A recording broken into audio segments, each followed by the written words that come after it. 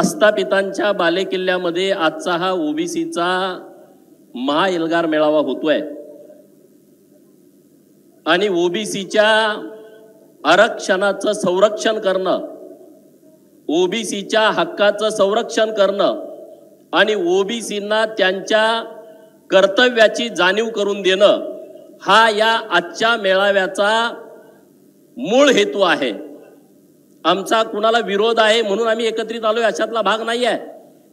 मराठा समाजाच्या आरक्षणाला कालही ओबीसी नेत्यांचा पाठिंबा होता, आजही ओबीसी नेत्यांचा पाठिंबा आहे आणि उद्याही ओबीसी नेत्यांचा पाठिंबा असेल। जे 10% वेगळं आरक्षण दिलेलं आहे त्याच्या समर्थनात आम्ही सगळे आहोत, त्या विरोधात आम्ही कुणी नाही आहे। आमचा विरोध आहे तो सगळे सोयरेला। आरक्षणाची एक पद्धत ठरलेली आहे, आरक्षण कशा पद्धतीने द्यायचं आहे हे संविधानानं त्याचे काहीतरी नियम घालून दिलेले आहेत। मग ते एससीचं आरक्षण असेल, ते एसटीचं आरक्षण असेल, ते ओबीसीचं भटक्या विमुक्तांचं आरक्षण असेल, सगळे म्हणजे आपल्या वडिलांकडून आलेले सगळे, सोयरे म्हणजे आईकडून आलेले सगळे नातेवाईक। आपलं जे आरक्षण आहे ते मातृसत्ताक पद्धतीनं नाही, हे पितृसत्ताक पद्धतीनं आपल्याला आरक्षण मिळतं। म्हणून सगळे सोयरे या गोष्टीला आमचा विरोध आहे आणि ते कायद्यात टिकणारं नाही आहे, हे सगळ्या आंदोलनकर्त्याला समोरच्याही माहित आहे। मराठा समाजाच्या डोळ्यामध्ये धुळफेक ते आंदोलनकर्ते सुद्धा करतायत।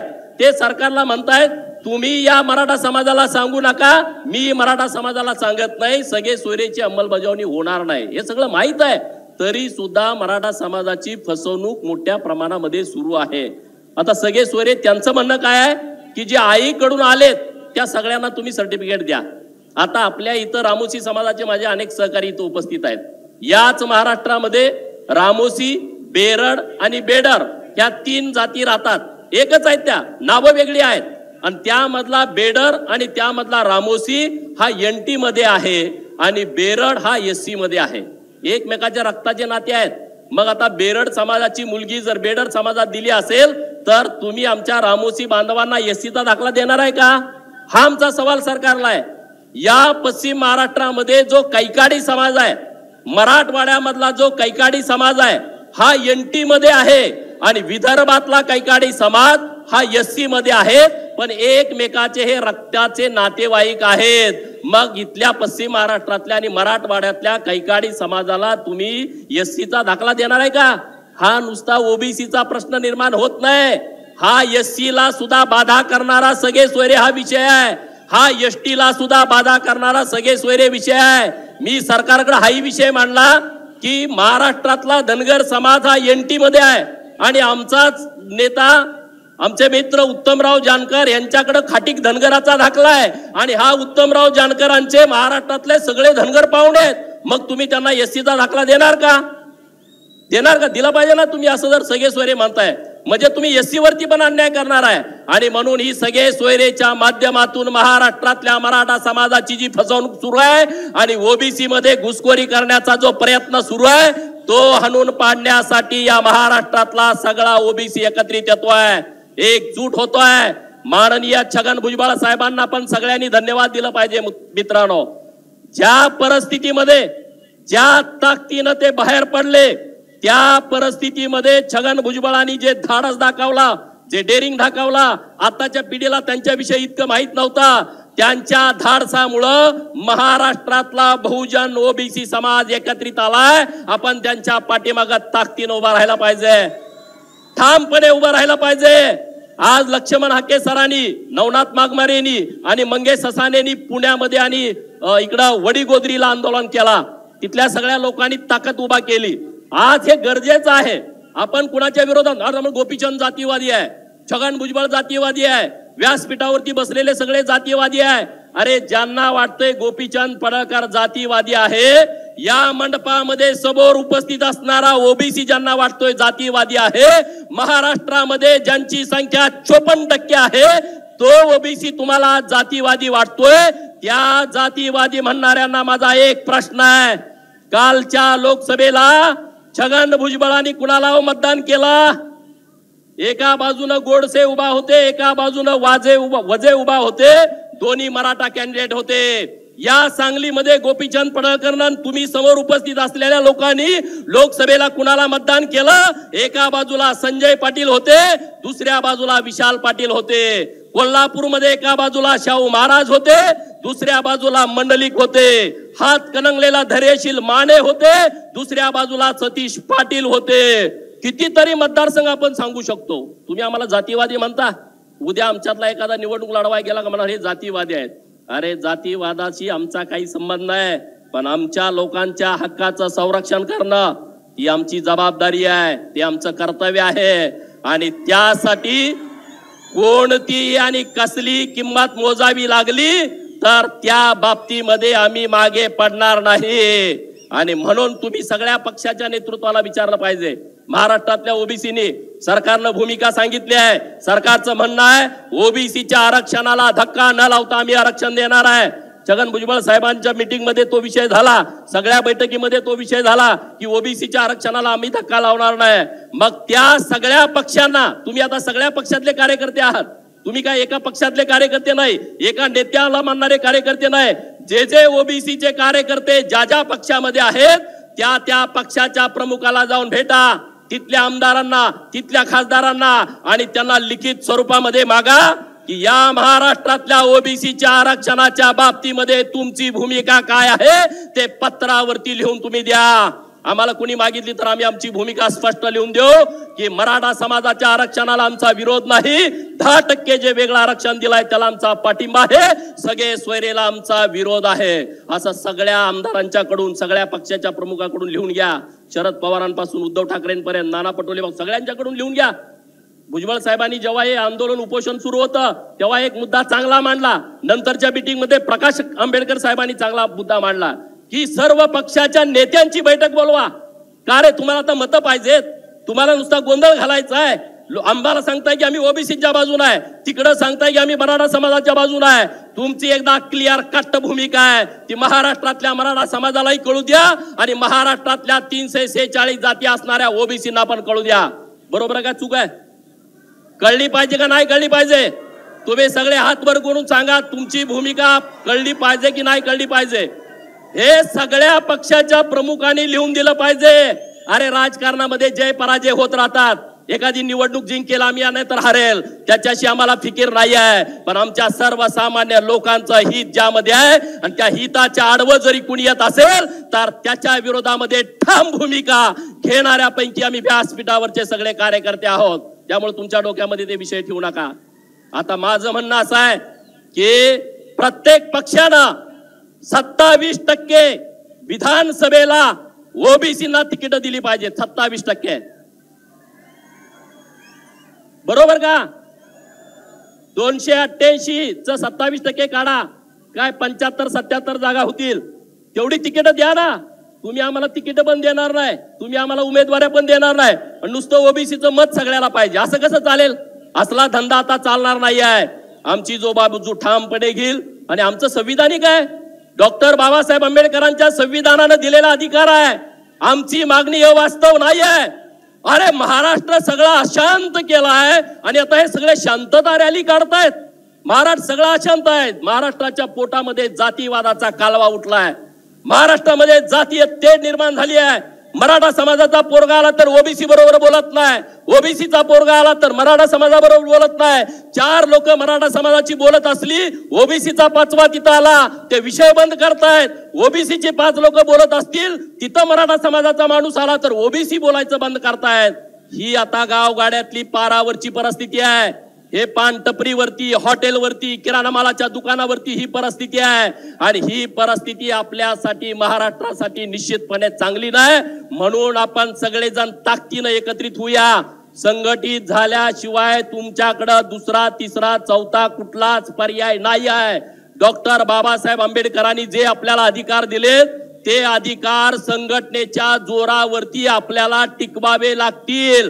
मी तर असा समजणाऱ्यापैकी एक कार्यकर्ता आहे, मला जन्म देणारा कुंडलिक बाबा पडळकर हा माझा जन्म देणारा बाप आहे आणि ज्यांनी मला माणूस म्हणून जगण्याची संधी दिली, ज्या संविधानानं मला इथं बोलण्याची संधी दिली, लोकप्रतिनिधी होण्याचा अधिकार दिला, तो डॉक्टर बाबासाहेब आंबेडकर माझा दुसरा बाप आहे.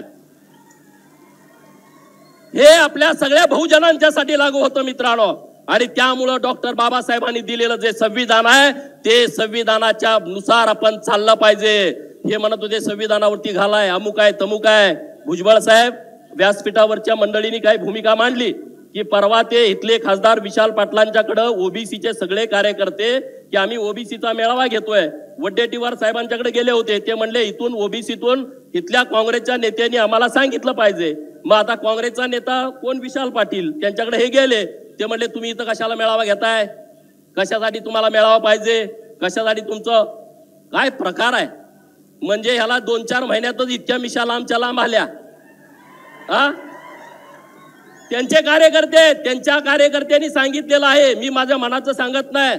अरे बाबांनो, तुम्ही सांगली जिल्ह्यातल्या या सगळ्या गावांची यादी काढा, मताची यादी काढा. ओबीसी कधी जातीवाद करत नाही. तुम्ही सगळी लिस्ट बघा. ज्या गावामध्ये मराठा समाजाचं एकही मत नाही तिथल्या लोकांनी सुद्धा तुम्हाला मतं दिलेत. आपण जेव्हा आमदार आणि खासदार म्हणून निवडून जातो, लोकप्रतिनिधी होतो, तेव्हा आपण सगळ्यांचं होतो, तेव्हा आपण एका विशिष्ट समूहाचं राहत नाही. आणि म्हणून या गोष्टीचा सिरियसपणे विचार केला पाहिजे. आता इथं मैनुद्दीन बागवान आहेत व्यासपीठावरती, त्यांना मी बोललेलं कसं वाटेल मला माहित नाही. ते एकदम जयंत पाटलांचे राईट हँड आहेत, राईट हँड. आणि तुम्ही इथं बघितलं, आमच्या पक्षाची सत्ता गेली म्हणजे भाजपमध्ये, आणि महापौर यांना करणार म्हणून सांगितलं होतं. आणि 15 मिनिटं अगोदर फॉर्म भरण्यापूर्वी मैनुद्दीन बागवांना सांगितलं की तुम्ही अर्ज भरायचा नाही, कारण मैनुद्दीन बागवान मुसलमान ओबीसी समाजातला छोटा कार्यकर्ता आहे. त्यांनी ज्यांच्यावरती विश्वास ठेवला त्यांचं तिकीट कट झालं आणि त्यांनी जवळच्या नात्यातल्या लोकांना उमेदवारी दिली. हे राजकारण सुरू आहे राज्यामध्ये. कुठंपर्यंत तुम्ही बघत बसणार आहे? बघत बसायची गरज नाही. अरे आपलं हाय काय, ओबीसीचं जेवढं नुकसान व्हायचं ते झालंय. आता तुम्ही त्याची वाट बघू नका. कुणाच्याही पाठीमागे उगाच फिरत बसू नका. कुणाच्याही घोषणा देत बसू नका. राजकीय आरक्षण ओबीसीचं संपलंय. मी जबाबदारीनं बोलतोय, राजकीय आरक्षण संपलंय. सांगली जिल्ह्यामध्ये 62 जिल्हा परिषदच्या जागा आहेत, 27% काढा. किती जागा राहिल्या तुम्हाला बघा. नगरपालिका महानगरपालिकेमध्ये किती कुणबीचे दाखले आले बघा. आणि नगरपालिकेमध्ये ओबीसीच्या जागा रिझर्व किती आहेत बघा. ग्रामपंचायत मध्ये आपल्या सांगली जिल्ह्यामध्ये जर हिशोब केला 750 गावापैकी 500 गावामध्ये तर ओबीसीचा आहे. राहिलेल्या 250 गावामध्ये तुमचं ग्रामपंचायतचं आरक्षण गेलाय. त्यामुळं आता तुमचं नुकसान कुठलं व्हायचं बाकी राहिलेलं नाही. शिक्षणातलं आणि नोकरीतलं आरक्षण टिकवण्यासाठी आणि राजकीय चळवळ उभा करण्यासाठी छगन भुजबळ साहेबांच्या पाठीमागे आपण सगळ्यांनी ताकदीनं उभा राहायला पाहिजे. पदोन्नतीतलं आरक्षण गेला. आपली पोरं तलाठी म्हणून नोकरी झाली, सर्कल होणार, सर्कलचा नायब तहसीलदार होणार, नायब तहसीलदारचा तहसीलदार होणार. हे आरक्षण रद्द करून टाकलं 2021 ला. मोठा अन्याय केला. पीएसआय पोरं होते, पीएसआयचा परत एपीआय होतोय, एपीआयचा परत पीआय होतोय, पीआयचा डीवायसपी होतोय. आरक्षण गेला. नोकर भरती सुरू आहे महाराष्ट्रामध्ये. शिक्षकांची पदं भरली आणि या शिक्षणाच्या पदामध्ये रोस्टर घोटाळा केला. या महाराष्ट्रामध्ये सगळ्यात मोठा बिंदू नामावलीचा रोस्टर घोटाळा सरकारमध्ये बसलेल्या काही अधिकाऱ्यांनी केलाय. कायदा काय म्हणतोय? एखाद्या आरक्षित जागेवरचा विद्यार्थी ओपन मेरिट मध्ये, ओपन मधून भरती झाला तर त्याला ओपन मध्ये गणला जावा. मेरिट जर समजा 100 पैकी 98चं लागलं आणि त्यामध्ये दलिताची पोरं, त्यामध्ये आदिवासीची, त्यामध्ये मागासवर्गीयाची पोरं 98 मार्कानं ओपन मध्ये मेरिट मध्ये आली तर त्यांना आपल्या जागेवरती दाखवायचं नाही. पण हे सरकार मधले जे अधिकारी आहेत ते काय करतायत? आपली पोरं जे खुल्या गटात भरलेले आहेत त्यांना परत आरक्षित जागेवरती दाखवतायत. 20,000 शिक्षकाची भरती आली, 30,000ची आली आणि उद्या 1 लाखाची आली तर ओबीसीचा, एससीचा आणि एसटीचा त्यामध्ये फायदा होत नाही. तुम्ही जागे व्हा. 1-2चं 3चं हे काम नाही आहे. व्यासपीठावरती बसलेल्या नुसत्या लोकांचं हे काम नाही आहे. तुमची सगळ्यांची जबाबदारी आहे. तुमच्या सगळ्यांचं कर्तव्य आहे. तुमच्या सगळ्यांचं काम आहे या प्रत्येक गोष्टीची माहिती घेणं आणि त्याच्या मुळापर्यंत जाणं. आता महाज्योती नावाची संस्था काढली सरकारनं. आपला पाठिंबा सगळ्यांचा पाठपुरावा होता. बार्टी, सारथी, TRTI आपल्याला 300 कोटी रुपयापेक्षा कमी पैसे देत होते. आम्ही आवाज उठवला, तिथं छगन भुजबळ साहेबांनी आवाज उठवला, आम्ही आवाज उठवला. काय उठवला की आमची संख्या मोठी आहे, आमचे विद्यार्थ्यांची संख्या मोठी आहे, तुम्ही आम्हाला यामध्ये बजेट वाढवून द्या. आणि मी तुम्हाला आनंदाने सांगतो, या वर्षी 453 कोटीचं बजेट हे महाज्योतीसाठी मंजूर सरकारनं केलेलं आहे. सारथीसाठी 300, बार्टीसाठी 300, TRTI साठी 300 कोटीचं बजेट आहे. याचा फायदा घ्या. विद्यार्थ्यांच्यासाठी योजना आणली आहे भुजबळ साहेबांनी, अतुल साहेबांनी. काय आहे योजना? सांगलीमध्ये आमचा विद्यार्थी आहे, वसतिगृहासाठी ऍडमिशन मागतोय, पण ऍडमिशन मिळत नाही, तर त्या विद्यार्थ्याला राज्य सरकार खोलीचं भाडं देत आहे. पण वाईट या गोष्टीचं वाटतंय, स्कीम जाहीर होऊन 1 महिना झालं, आपल्या पोरांनी 25,000 फॉर्म भरणं गरजेचं होतं, फक्त 1,000 फॉर्म भरलेले आहेत. आपल्या ओबीसीच्या पोरांना सांगा, अरे तुमच्या खोलीचं भाडं सरकार देतंय, बजेटमध्ये पैसे ठेवलेले आहेत, भुजबळ साहेब तिथं काम करतील, आम्ही तिथं काम करू, फॉर्म तरी भरायची जबाबदारी तुमची आहे. आता 31 तारखेपर्यंत मुदतवाढ केलेली आहे. ज्या मुलांना ओबीसीची मुलं आहेत त्यांना वसतिगृहामध्ये ऍडमिशन पाहिजे, त्यांनी फॉर्म भरून घ्या. धनगराच्या 21,000 पोरांना वसतिगृहामध्ये ऍडमिशन द्यायचं आहे, त्याचे पैसे द्यायचे आहेत. 800 फॉर्म आलेले आहेत. एका बाजूला तुम्ही म्हणणार नेते काहीच करत नाहीत, नेते तिथं काम करणार, तुम्ही त्याची माहिती घेत नाही, तुम्ही त्याचे फॉर्म भरत नाही, असं कसं चालणार? तर या सगळ्या विषयामध्ये तुम्ही खोलामध्ये गेलं पाहिजे, ताकदीनं पुढे गेलं पाहिजे. आणि ओबीसीचा एल्गार आपण जोरात केला पाहिजे.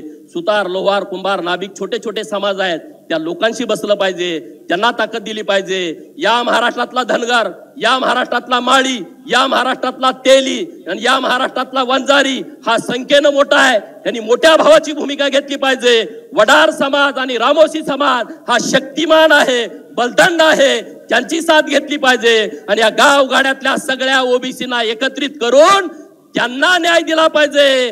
पालात राहणाऱ्या लोकांची यादी काढली पाहिजे. आज आम्ही लढाई आरक्षणाची करतोय. 70% लोकांना आरक्षण काय आहे हे माहित नाही. आरक्षण कशाच बरोबर खातात हे त्याला कल्पना नाही. संध्याकाळी चूल पेटेल की नाही पेटेल हे त्याला माहित नाही. हे कला सादर करणारे आपल्या भटक्या जाती अनेक आहेत. त्यामध्ये वासुदेव आहे, बहुरूपी आहे, पिंगळा जोशी आहे, कुडमुड्या जोशी आहे, मर्याचा गाडेवाला आहे, कडक लक्ष्मीवाला आहे, शाहीर आहे, हेळवी आहे. ह्या लोकांचे वेगळे प्रश्न आहेत. आणि म्हणून तुम्हाला सांगतो, आपण सगळेजण एकत्रित या, ताकदीनं एकत्रित या. भुजबळ साहेबांना धन्यवाद मी देतो. भुजबळ साहेब, तुमच्याविषयी मला पूर्वी कधी काही माहित नव्हतं, मी तुम्हाला कधी भेटलोच नव्हतो. राष्ट्रवादीच्या नेत्याला मी कधी आयुष्यात भेटलो नाही, तुम्हालाही माहित आहे, तुम्ही मंत्री होता. पण ज्या दिवशी मी अंबडला एल्गार मेळाव्याला आलो, एल्गार मेळाव्यामध्ये सगळे मंडळी होते आणि तुमची तडप बघितली, तुमचं काम बघितलं, आमच्यासारख्या कार्यकर्त्याला एक नवी दिशा मिळाली. काय त्यांचं वय आता 78 आहे, ते काय पुढं काय होणार, काहीतरी मिळेल. प्रत्येक राजकर्त्याला वाटतं की आपण त्यात गेलो तर काहीतरी मिळावं. आता माझं वय माझ्या सोबत आहे, पण भुजबळ साहेब आज 78 वयाचे आहेत. त्यांनी कुठला विचार केला नाही की माझं कसं होईल, काय होईल. राजीनामा त्यांनी पहिल्यांदा तिथं दिला आणि ते एल्गार मेळाव्याला अंबडला गेले. त्या दिवसापासून, हृदयापासून मी तुमचा एक चाहता झालोय. आणि तुमची भूमिका इथून पुढं घेऊन जाणं हे आमच्या सगळ्यांचं काम आहे, आमच्या सगळ्यांचं कर्तव्य आहे, आमच्या सगळ्यांची जबाबदारी आहे. आणि गावगाड्यातल्या लोकांनी संघटित होणं, एकत्रित होणं, ताकदीनं बरोबर जाणं ही आपल्या सगळ्यांची जबाबदारी आहे. नाहीतर गावात ग्रामपंचायतीची निवडणूक लागली, अरे सुताराला कसं तिकीट, अरे द्या ना, त्याची मतं घेतली ना आपण. 50-50 वर्ष मतं घेतोय, एकदा सुताराचा सरपंच करू, एकदा लोहाराचा करू, एकदा कुंभाराचा करू, देऊ ना. आपणच ज्या मोठ्या भावाच्या भूमिकेत आहेत त्यांनी चांगली भूमिका घ्यावी, एवढंच या निमित्तानं बोलतो आणि थांबतो. जय हिंद, जय महाराष्ट्र, जय ओबीसी.